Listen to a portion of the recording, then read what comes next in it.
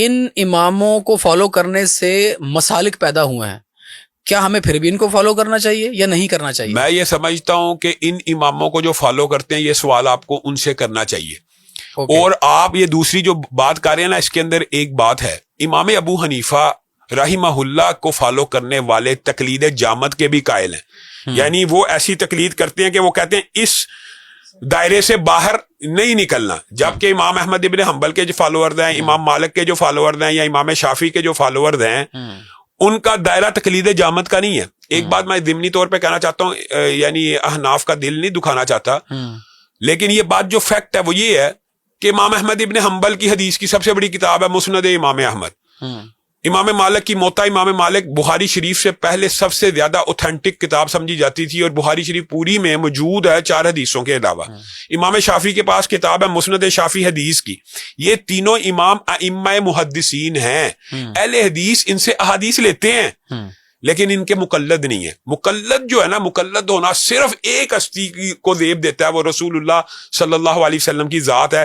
اگر تقلید کرنی ہے، مثال دے رہا ہوں، اگر تقلید کہتے ہیں جی فرض ہے، لیٹس سپوز ان کا آرگیومنٹ مانگ لیا، تو کس کی فرض ہونی چاہیے؟ رسول اللہ کی ہونی چاہیے. اچھا چلے یہ بڑی جو امام جعفر صادق کی آپ نے بات کی ہے، میں کہتا ہوں کہ اگر تقلید واجب ہے، ان کے نزدیک واجب ہے یا فرض ہے، تو کس کی فرض ہونی چاہیے؟ رسول اللہ کی ہونی چاہیے کہ امتیوں کی ہونی چاہیے. امتی اور نبی کے اندر بہت زیادہ اسٹیٹس کا فرق ہے. میں اس سے ریلیٹڈ ایک اور سوال کرتا ہوں.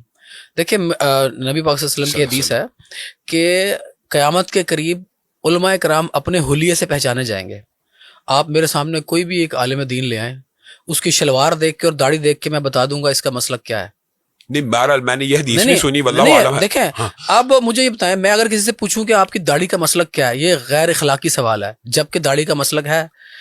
دیکھیں نا، آپ کی میں بتاتا ہوں کیوں ہے. آپ کی داڑھی دیکھ کے میں بتا سکتا ہوں کہ آپ اہل حدیث ہیں. شیعہ کی داڑھی دیکھ کے میں بتا سکتا ہوں شیعہ ہے. اس کی کیا وجہ؟ انہوں نے اپنی پہچان بنائی ہوئی ہے. سب نے بنائی ہوئی ہے، آپ نے بھی بنائی ہوئی ہے. نہیں، اہل حدیث تو داڑھی کو کٹاتے ہی نہیں ہے. اہل حدیث تو داڑھی کو چھوڑتے ہیں سنت کے مطابق. تو جو آپ سمجھتے ہیں سارے حناف کٹاتے ہیں، نہیں کٹاتے. آپ کو بے شمار دیوبندی نظر آ جائیں گے جن کی داڑیاں پوری ہیں. 99.9% لوگ اپنے شکل سے پہچانے جاتے ہیں، ان کا مسلک یہ ہے. نہیں، میں آپ سے ایک سوال پوچھنا چاہتا ہوں، کیا احناف کے اندر سارے علماء داڑھی کترواتے ہیں؟ نہیں، کوئی چھوڑ بھی دیتے ہیں. نہیں، یہ مسئلہ میرا سوال سمجھا نہیں آپ نے. میں یہ کہہ رہا ہوں کہ میرا حلیہ بتائے کہ میں بریلوی ہوں، دیوبندی ہوں، اہل حدیث ہوں یا شیعہ ہوں. کچھ نہ کچھ بہرحال یہ نفی ہے اللہ تعالیٰ کے احکامات کی بھی اور شریعت کی بھی. یہ بات آپ کی درست ہے. اللہ تعالیٰ نے خود قرآن پاک میں جو آپ نے آیت بار بار پڑھیں، وَاعْتَصِمُوا بِحَبْلِ اللَّهِ جَمِيعًا، لیکن یہ بات کے بعد آپ نے حدیث بھی دیکھنی ہے.